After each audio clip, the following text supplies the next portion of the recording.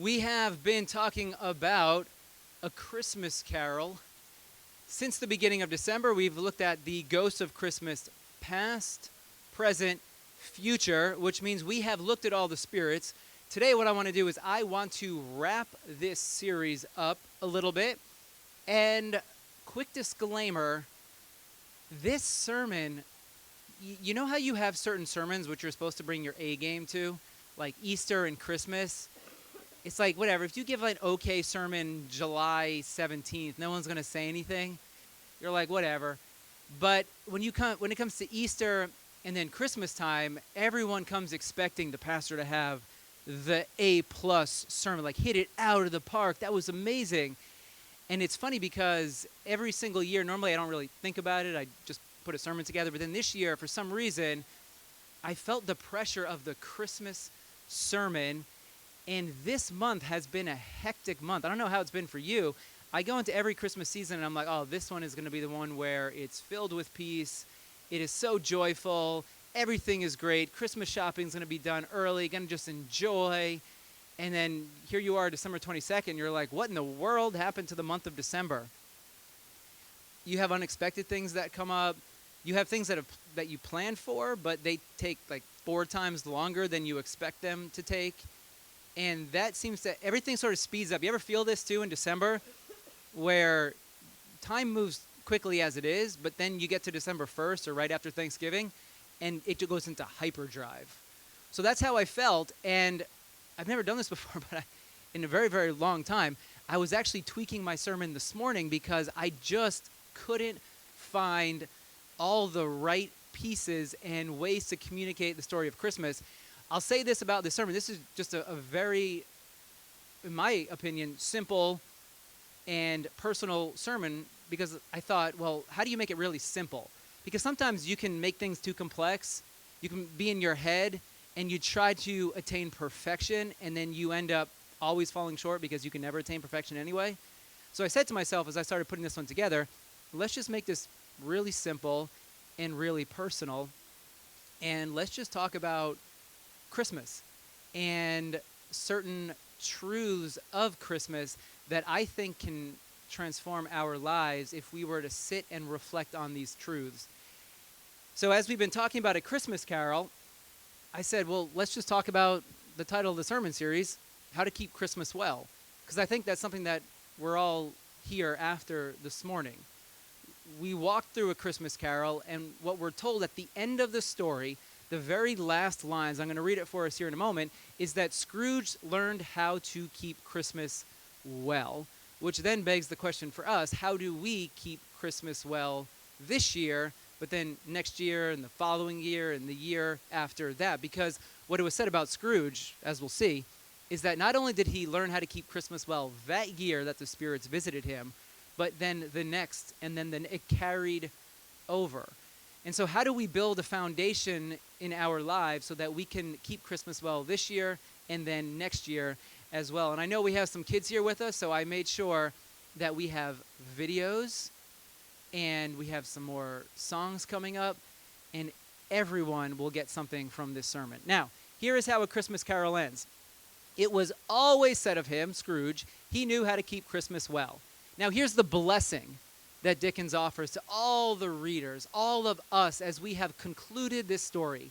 May that be truly said of us and all of us. And so, as Tiny Tim observed, God bless us, every one. The title of this sermon, then, will be How to Keep Christmas Well, otherwise known as 3 Truths from A Christmas Carol. Now, I need to tell you about this book I'm reading first. It's called How God Changes Your Brain. It's written by a neuroscientist. It is an absolutely fascinating book about how what you believe about God and when you think about God, what type of God you reflect on. Because here's the truth. We all have a different view about who God is. If we were to poll every single one of us, there are certain truths that we would all hold, but then there's different nuances and ways in which we understand God because it's particular to our experience with God. So the neuroscientist and his partner here, this other scientist, they get together they write this book talking about how the God that we focus on, the God that we worship, it can change us for the good or for the worse. And I think you're here because you want to reflect on a God that is good, a God that is loving, a God that desires peace and unity amongst all humanity. But sometimes we get a little bit off track. And I think A Christmas Carol beautifully illustrates what happens when we reflect on the true God, the God that we find revealed in Jesus. Because that's what Christmas is all about. It's all about God coming to our world and revealing God's truest character to all of us. Now, a few quotes from this book. First, what you choose to meditate upon or pray for can do more than change your brain. You can damage it, especially if you choose to focus on something that makes you frightened or angry. If you choose to focus, and we've talked quite a bit about this actually, I had a whole sermon series on it earlier in this year about what you choose to focus on, what you pay attention to. If you choose to focus on a God who is out to get you, a God who is angry at you, what this neuroscientist discovered by doing all these different brain scans is that it actually harms your brain. Focusing on that type of God actually damages you up here, which then affects how you see yourself and the entire world. Think about Scrooge when we meet him. Oh, Reese got a little freaked out. I'm going to give my son nightmares. Think about Scrooge when we meet him in the beginning of A Christmas Carol. This is what he looks like. As we've already seen from one reaction, this is not a joy-filled, peace-filled, loving person. What was Scrooge's religion, could we say, in the beginning of A Christmas Carol? What did he meditate on? What did he focus on? What did he choose to pay attention on constantly? Money, fear of poverty. As we learned a couple of weeks ago, this is what drove Scrooge to be a penny pincher and to hold on to everything. He was afraid of becoming poor. He was focused on his past pain. And bah humbug, the stupidity of Christmas. If anyone went and wished him a Merry Christmas, Happy New Year, be filled with joy, what was his response? Bah humbug. Yes, this is what he focused on. Another quote from How God Changes Your Brain. Religious activities, and here's the truth, we can turn money into our religion. Anything can become a religion. Scrooge's religion, we might say, was his money, was his fear of poverty. Religious activities that focus on fear may damage the anterior cingulate. You all know where that is in the brain, right? Yeah, everyone point to it. And when this happens, a person will often lose interest in other people's concerns or act aggressively against them. We suspect that fear-based religions may even create symptoms that mirror post-traumatic stress disorder. What these scientists discovered in this book through brain scans is that if your religion promotes fear, if your religion is fear-based, it could mirror post-traumatic stress disorder. This is a huge discovery. Scrooge was living in fear. Did he act aggressively toward others? Did he have little interest in the concerns of other people? Because he chose to focus on fear. All that was going wrong in the world, in his life, all that could possibly go wrong in the future. Whoops, wrong way. Now, one more quote. People who alter their concepts of God often feel as if their entire life has been transformed. Have you ever experienced this before? You meet God in a way that is real, in a way that feels true to you. You have an encounter with the living God, the God that we find revealed in Jesus, and it feels as if your entire life has changed. Some of the things that you used to focus on, you no longer focus on them, and you begin to place your focus, your attention elsewhere. Think about Scrooge. He stopped focusing on all the things he was focusing on in the beginning, and his entire life was transformed. He became that person that we were afraid of looking at a couple of slides ago, to this joy-filled, loving character. What happened in the course of A Christmas Carol, there were 3 spirits that visited him, and they shifted his attention. They showed him what he was missing and what he was neglecting to see. Advent, and we're at the conclusion almost of this Advent season, Advent intentionally focuses our attention on particular truths that have the power to transform our lives. This is why Advent is so powerful. Because, as I said earlier in the sermon, there's so much going on that we could be focusing on. There's so much busyness and things that need to be done. And we can focus on those things, but in reality, it might actually be harming our brain and then harming the way in which we're experiencing life. We could actually miss out on an experience with the true God. So Advent focuses our attention in a particular area so that our lives can be transformed. And that's what you're all doing here. That's why you're here celebrating, remembering the birth of Jesus, because you want that which happened 2,000 years ago to still transform your life today. You don't want it to be an event that happened in the past, but rather you want it to be an event that still has the power to transform you and to change your life. Now, here are the 3 truths from A Christmas Carol and then from the New Testament that I believe have the power to transform our lives. First is this: God is with you and God cares for you. Matthew chapter 1. All this, the birth of Jesus into our world, this all took place to fulfill what the Lord had said through the prophet. The virgin will conceive and give birth to a son. They will call him Emmanuel, which means what? God with us. John chapter 1, his version of the Christmas story. The Word, speaking about Jesus, became flesh and blood, and I love Eugene Peterson's translation in the Message. The Word became flesh and blood, and what moved into? I love that version. God moved into the neighborhood. Hey, we have new neighbors. Really? Who is it? The Son of God. You'll turn your life around immediately if the Son of God moved in next to you. Think about A Christmas Carol. We read this a couple of weeks ago. The first spirit, Scrooge, made bold to inquire what business brought this first spirit there. Your welfare. What are these spirits after in A Christmas Carol?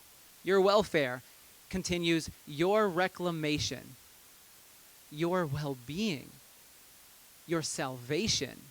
Why does Jesus come into our world? To show us that God is forever with us and that we haven't been abandoned by God, but rather that God's presence is with you wherever you go.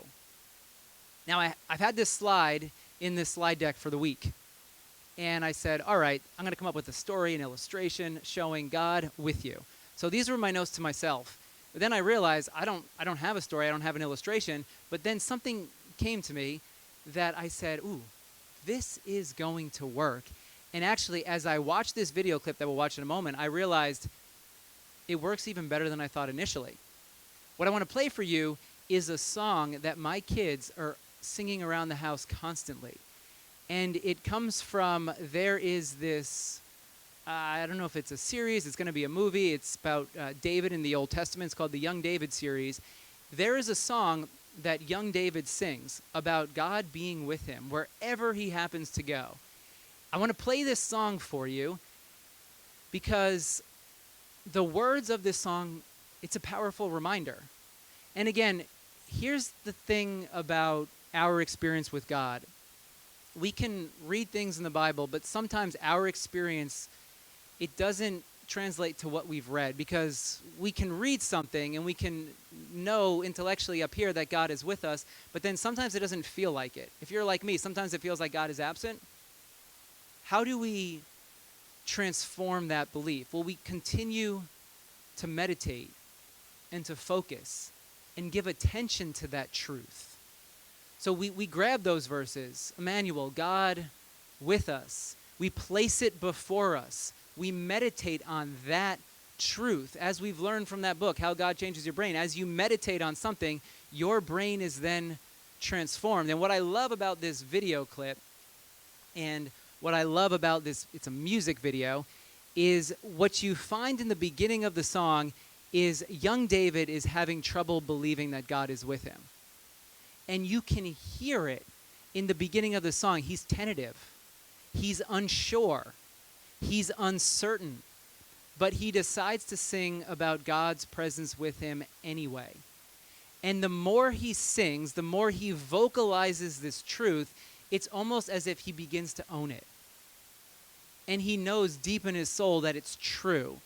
So what I want you to do is, we're watching this, I want you to pay attention to David in the beginning, to David at the end. And you'll see his transformation as the song progresses. But right in the beginning, he's like, is God really with me? I'm not sure, but I am going to proclaim it anyway. I am going to meditate and focus on that truth, even if I'm not feeling it in this moment. And then watch how it transforms his entire spirit. You focus on that truth. God is with you. Wherever you go, God's presence goes before you. God cares for you.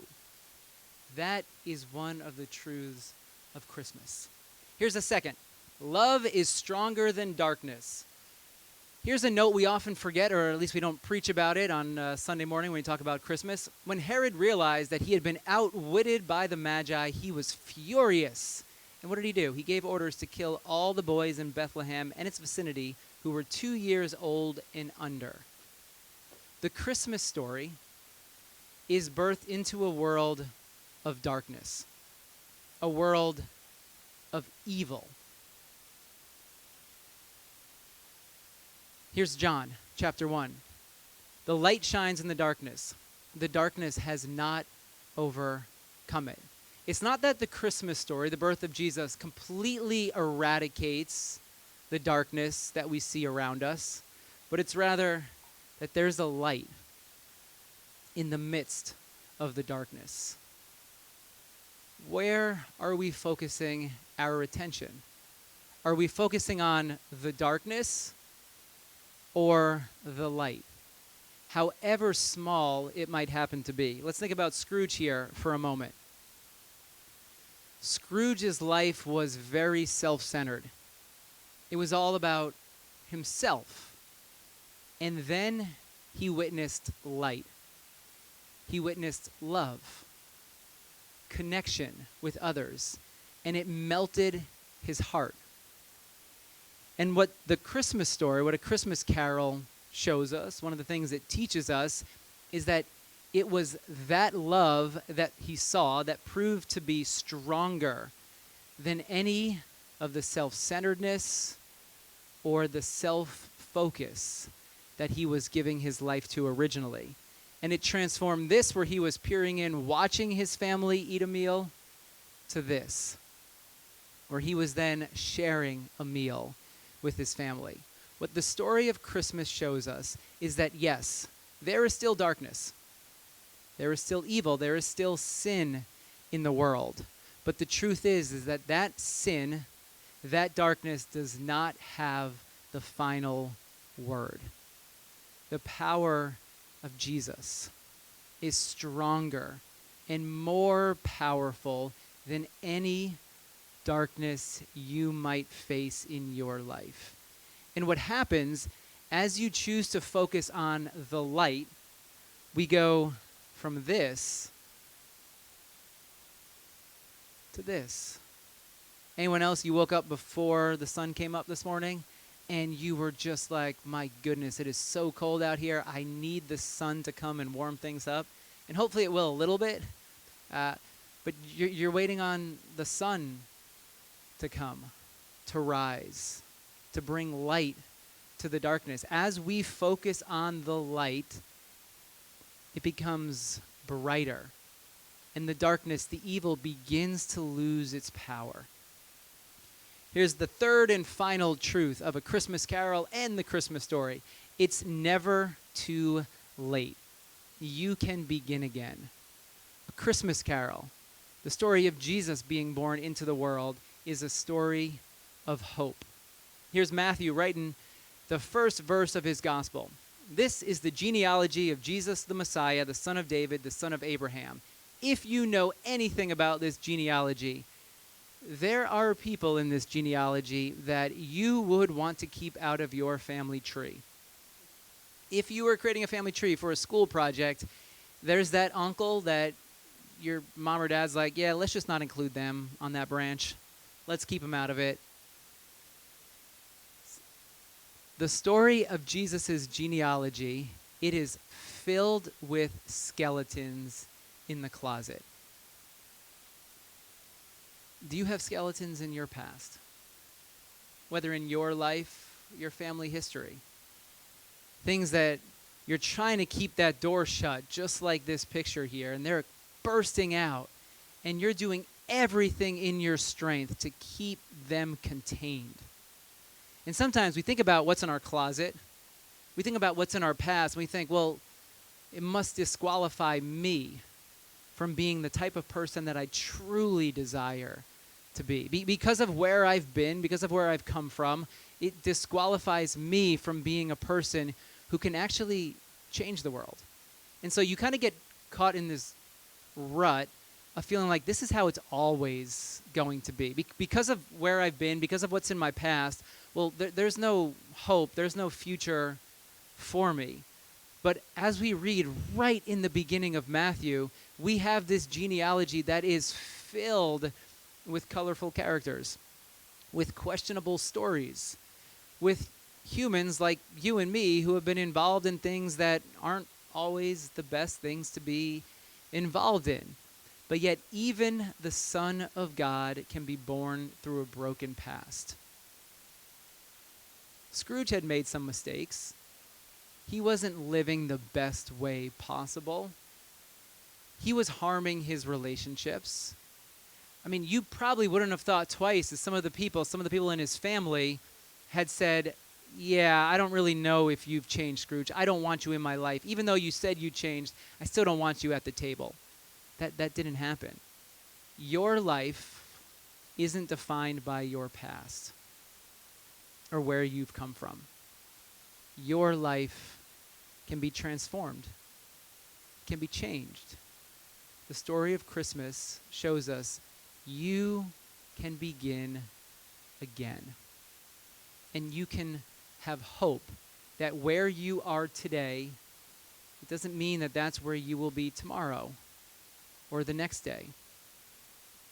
But the Spirit has the power to change and transform where you've been, even where you are now. So I want to play one more video clip for us, and hopefully our internet cooperates with us for this one. I played this video last year. I remember playing it. It is from Netflix's A Christmas Carol. We haven't seen any clips from A Christmas Carol, so I thought, hey, Christmas service, way to end it. Best way to do it with a video clip, with another song. This song is called Begin Again, and it is at the end of the story. It's at the end of the movie.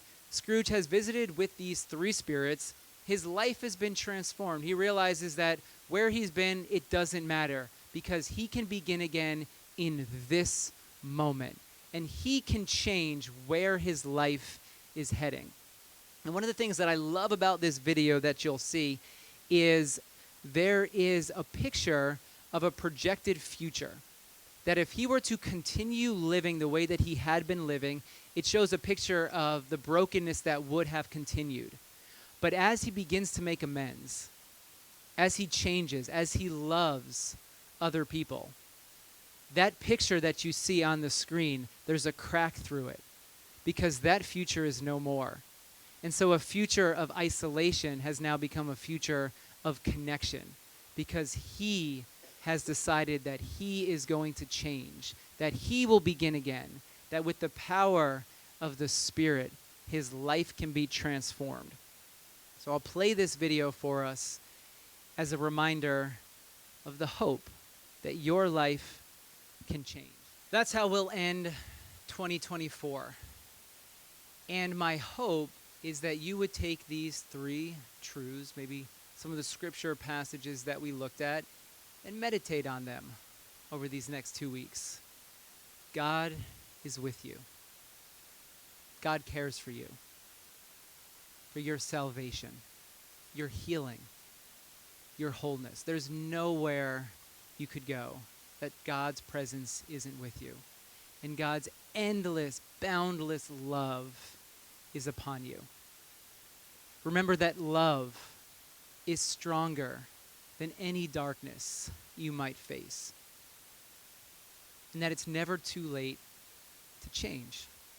With the power of the Spirit, the same Spirit that had birthed Jesus in the world, that walked with Jesus, that same Spirit is with you and brings healing, hope, and transformation to your life.